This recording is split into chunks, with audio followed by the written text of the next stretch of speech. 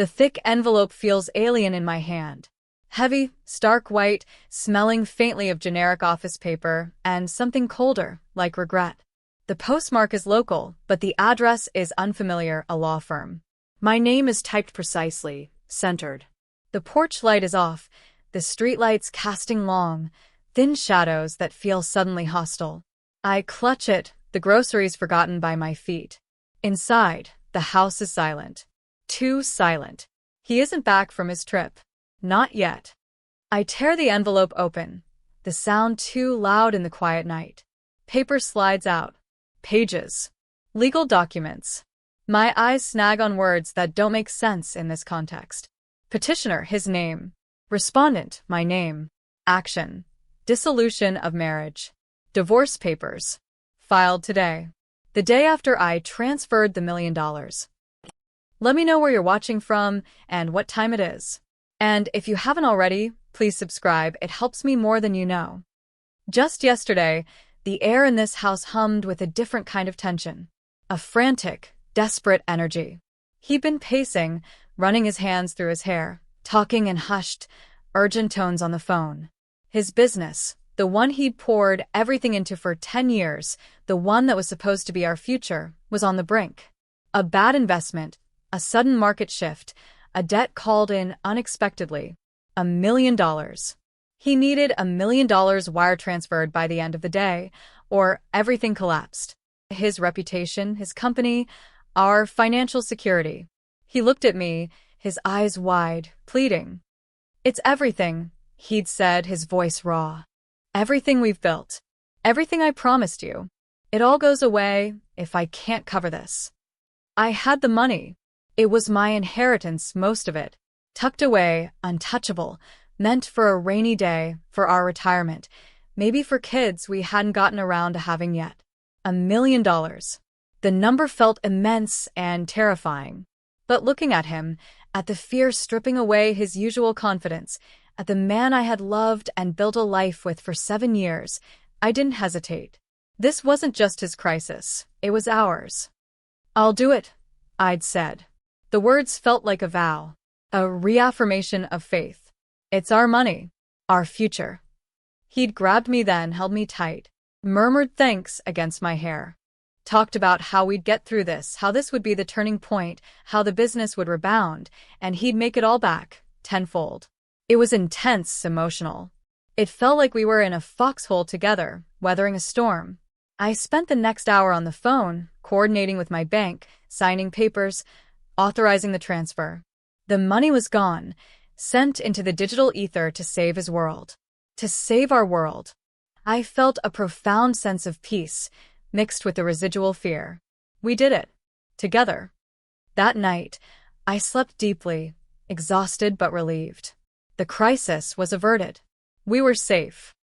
The next day started normally. I went to work, texted him lunch plans, got a generic, preoccupied reply. I assumed he was knee-deep in damage control, shoring up the foundations he'd saved. I understood. This was big. He'd be stressed for a while. I planned a nice dinner, something comforting for when he got back from his trip. And then the knock came. The heavy envelope. The words, dissolution of marriage. My mind struggles to process the sequence. The money transfer. The relief. The divorce papers. It feels like a vicious, impossible joke. Like the universe is playing a cruel trick. He waited. He waited until the money was in his account, secured, gone from mine forever. And then he served me. The pages slip from my numb fingers, scattering on the floor. I sink to my knees, not caring about the spilled groceries. The carefully folded documents stare up at me, sterile and brutal. His name. My name. Divorce. A laugh bubbles up, sharp and hysterical. It doesn't sound like me. It sounds like something breaking. A mirror shattering. A dam bursting. The $1 million. He took the $1 million. And then he threw me away. The initial shock gives way to a cold, heavy numbness. I sit there for a long time, maybe hours, the house dark, the spilled milk spreading a sour scent on the floor. My phone buzzes, forgotten in my pocket. Friends checking in. work emails. A world moving on, oblivious to the implosion in my living room. When I finally manage to stand, my legs are shaky. I gather the papers, my hands trembling.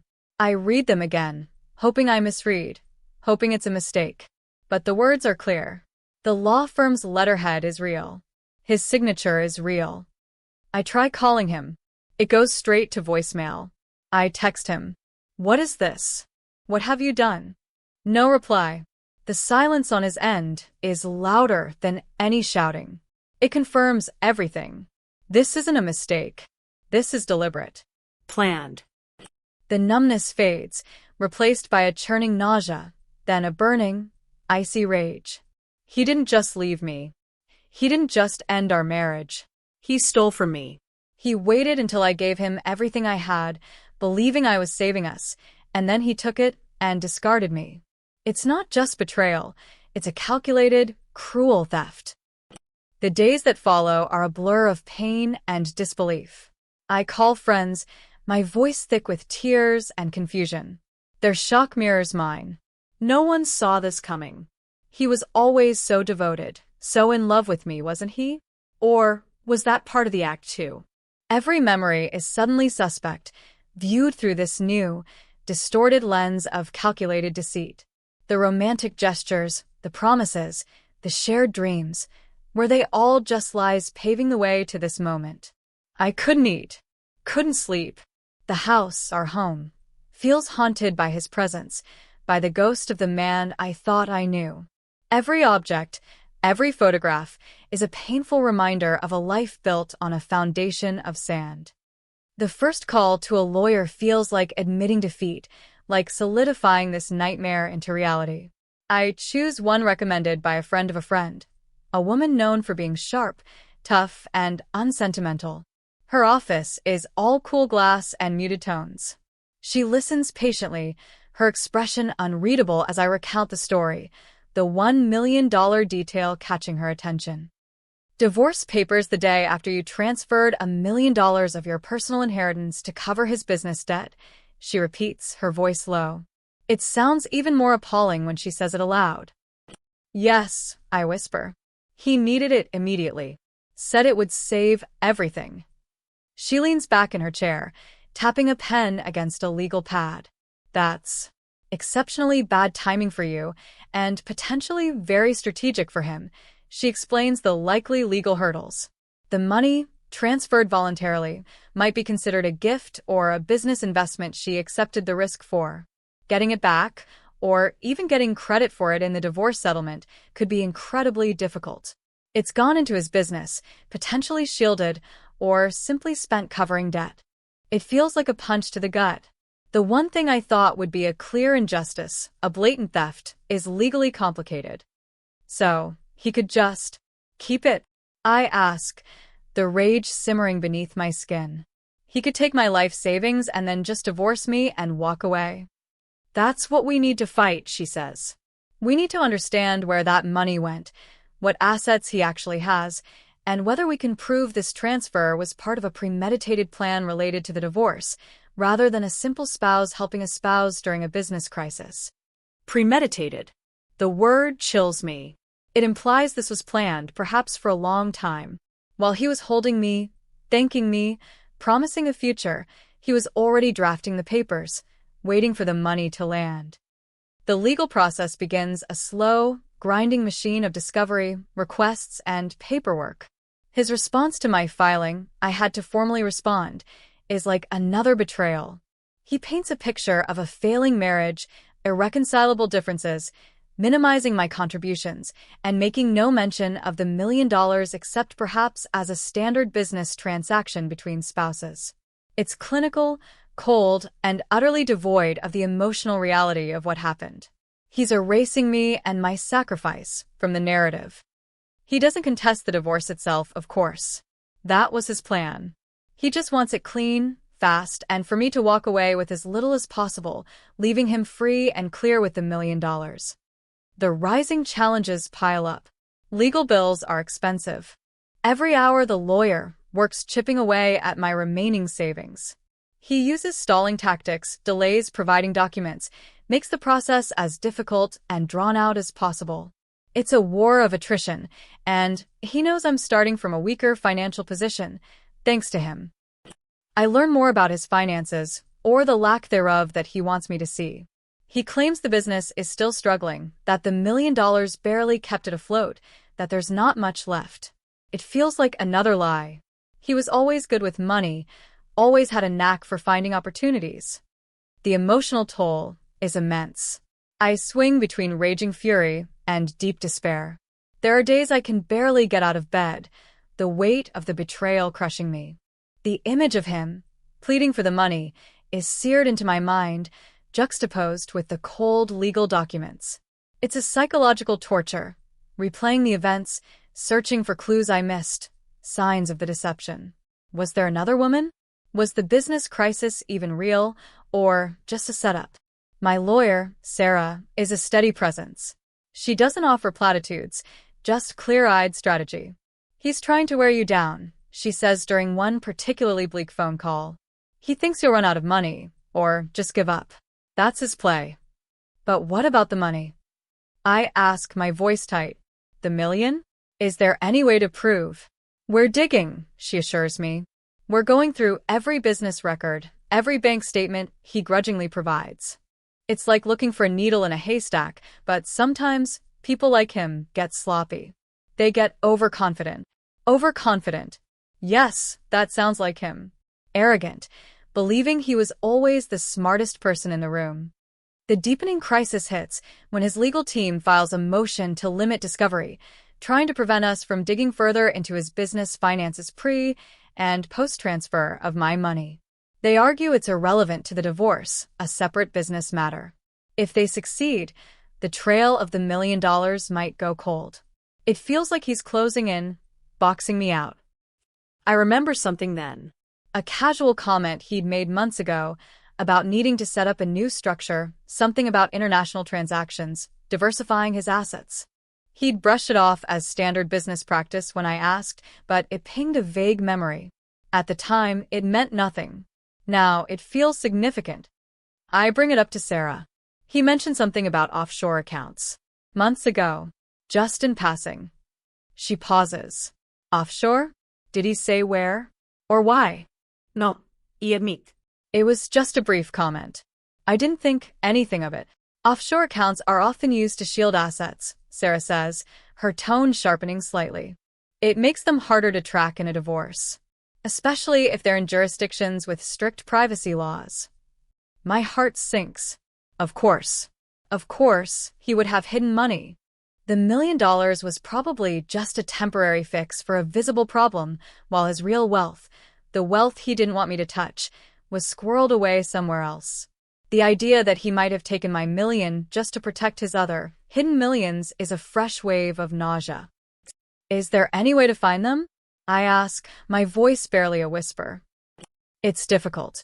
Very difficult, she says. But not impossible. It requires forensic accounting, international legal requests, and frankly, a bit of luck or a mistake on his part. It will also be incredibly expensive.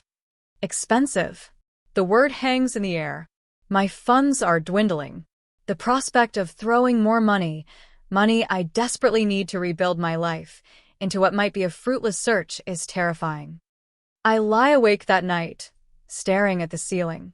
I picture his face, the smugness I'd sometimes catch glimpses of when he thought he was being particularly clever. I picture the divorce papers on the floor, the sterile finality of them. The $1 million. Gone. Used to save his skin, not ours. If I stop now, he wins. He gets the money, he walks away, and I'm left with nothing but the wreckage of a marriage and a financial ruin. But if I keep fighting, I risk losing everything I have left. But the thought of him getting away with it, with taking my inheritance, the one thing I had that was truly mine, and using it as a stepping stone to his new, money-shielded life. The thought is unbearable. It burns hotter than the pain, hotter than the fear. It hardens something inside me. This isn't just about the money anymore. It's about justice. About not letting him get away with this cruel, calculated act. The turning point. I call Sarah the next morning. My voice is steady. Sarah, I say. Let's do it. Let's find the offshore accounts. Whatever it takes. I don't care about the cost. He can't win. Not like this. There's a brief pause on the other end. Okay, she says, her voice businesslike. We'll start the process. It will be complicated. We'll need to bring in specialists. The fight escalates. Sarah brings in a forensic accountant, a quiet man who specializes in tracking hidden money. He starts poring over years of his business records, searching for anomalies, transfers to unfamiliar entities, hints of international activity. It feels like a desperate gamble. Time is running out, the legal process is moving forward, and his lawyers are pushing for a swift settlement that heavily favors him. He seems increasingly confident. His emails, when he sends them through his lawyer, are brief and dismissive. He acts as though I'm a nuisance to be dealt with quickly. He likely assumes I'm close to breaking, to agreeing to his paltry settlement offer just to make it stop. But the search continues. The accountant works late nights. Sarah files more motions, pushing back against his attempts to shut down discovery. It's a tense, exhausting waiting game. Every phone call from Sarah sends a jolt of anxiety through me. Will this be the one where she says they found something? Or the one where she says they hit a dead end and we have to reconsider? Weeks stretch into months. The initial shock has become a dull ache, overlaid with a fierce, protective determination. I'm no longer the weeping woman on the floor. I'm a fortress of quiet resolve. He tried to destroy me financially and emotionally. He miscalculated. He broke my heart, yes, but he also forged me into something harder. Then the call comes. Sarah's voice is calm, but there's an undercurrent of excitement I haven't heard before. We found something, she says. The forensic accountant tracked a series of transfers, layered through several shell companies. It took some time, but we've identified 2 significant accounts in a jurisdiction known for its secrecy laws. My breath catches. Offshore. The accounts. Found. How significant? I ask, barely daring to hope. Very, she confirms. Based on the transaction history we could piece together, these accounts appear to hold assets far exceeding what he's declared in the divorce proceedings. And the timeline of the transfers. It looks like he started setting these up or moving substantial funds into them shortly before he started talking to you about needing that $1 million. A cold, clean wave washes over me. It wasn't a sudden crisis. Or maybe the crisis was real, but his plan was always to use my money to plug the public hole while keeping his real nest egg hidden, preparing to leave me once the crisis was averted with my funds. The timing wasn't bad luck for me. It was perfect execution by him. Can we do anything about them? I ask, my voice trembling slightly, not with fear, but with a dawning sense of power. We've already filed emergency motions, Sarah says, her voice dropping slightly, becoming more serious. Given the evidence of undisclosed assets and the timing of the transfers, we have a strong case for asset freezing. If granted, he won't be able to access those funds while the divorce is pending. The climax is set for a key hearing. It's ostensibly about the discovery disputes, his attempts to limit our access to his finances. But Sarah has added our motion regarding the newly discovered accounts to the agenda. I sit beside Sarah in the sterile courtroom.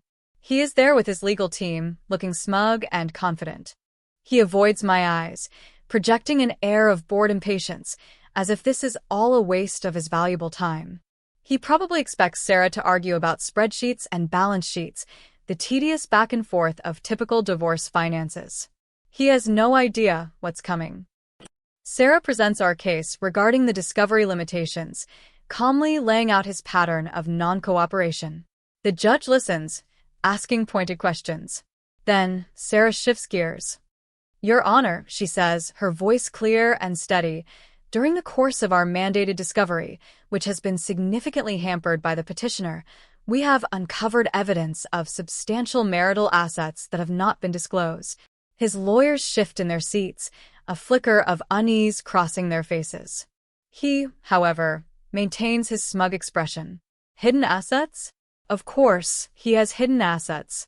He's too smart to leave everything out in the open. but he thinks they're safe. Untraceable. These assets, Sarah continues, appear to be held in 2 offshore accounts in the name of shell corporations, deliberately obscured from the respondent. She lays out the evidence, the complex trail the forensic accountant followed. She details the timing of the transfers, highlighting that significant movement into these accounts occurred in the months leading up to the petitioner soliciting a $1 million personal loan from the respondent, which he received and deposited the day before filing for divorce. She doesn't use inflammatory language, just cold, hard facts. The dates, the amounts, the convoluted structure. It's a masterclass in understated devastation. His face begins to change. The color drains from it, the smugness evaporating like mist in the sun. His eyes dart to his lawyers, then back to Sarah, then to me. Panic begins to set in, a visible tremor.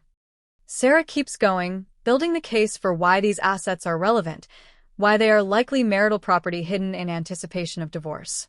And then she delivers the final blow, the plot twist he never saw coming. Based on this evidence of undisclosed assets and potential financial misconduct, Sarah states, her voice gaining strength, we filed an emergency motion yesterday requesting the court to freeze these specific offshore accounts to prevent the dissipation of marital assets while this divorce is adjudicated. Your Honor, that motion was granted this morning. The words hang in the air. Granted this morning, it means it's already done. While he was sleeping, while he was putting on his expensive suit and his confident mask, the legal system moved. His secret, untouchable nest egg, the one he'd so carefully hidden, is now frozen. Inaccessible. Useless to him. His smug facade shatters completely.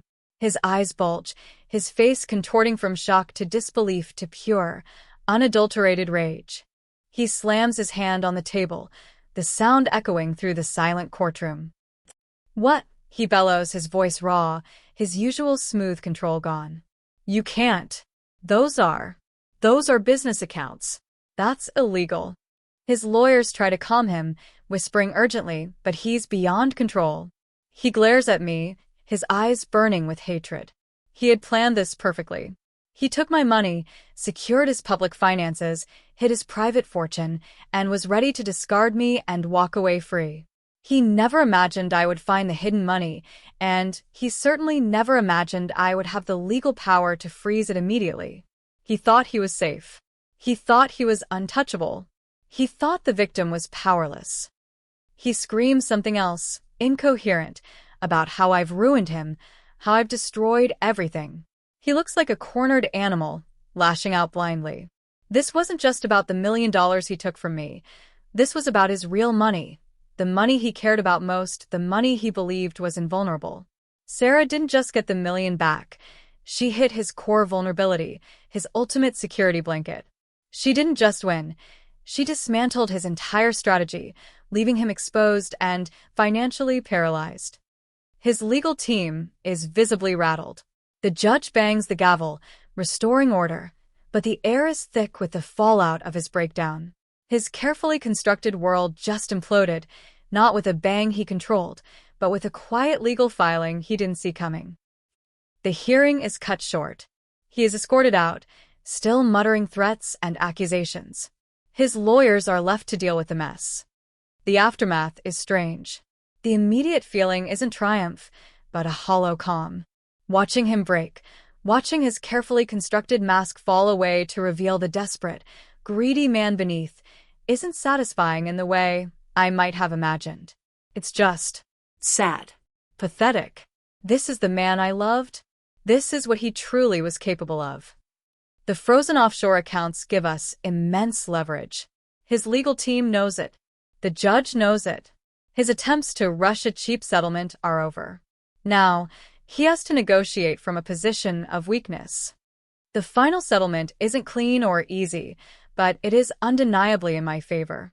With the hidden assets on the table and frozen, he is forced to return the $1 million he took from me, acknowledging it as a loan repayment rather than a gift. I also receive a fair portion of the marital assets he had disclosed, and a portion reflecting the value of the offshore accounts, negotiated under the pressure of them remaining frozen indefinitely if he didn't cooperate.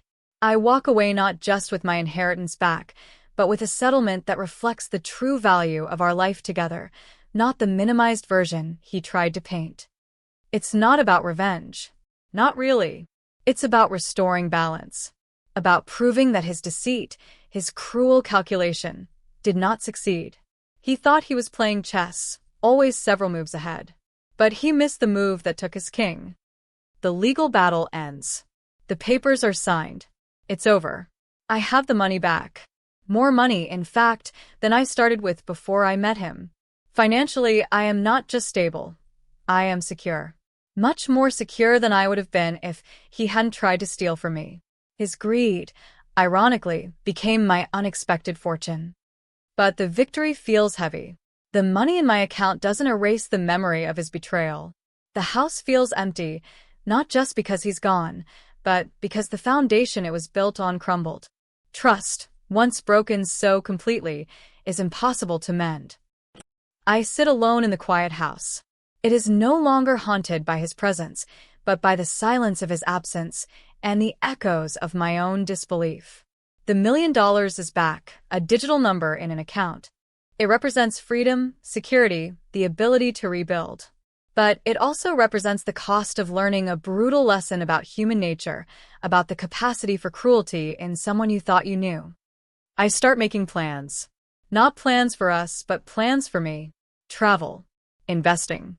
Maybe selling this house, finding a new place that doesn't hold the ghosts of a failed marriage. It's a future I didn't envision, born from ashes I didn't expect.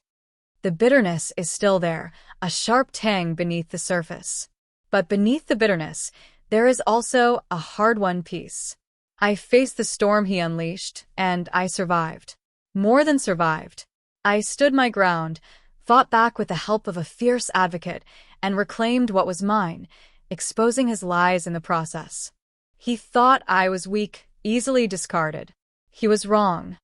Winning didn't erase the pain, but it restored my sense of self. It proved I wasn't a foolish victim, but a woman who could be knocked down and still find the strength and the resources to rise. If this story hit close to home, I'd love to hear your version in the comments. Thanks for being here. Subscribing helps bring more of these to life.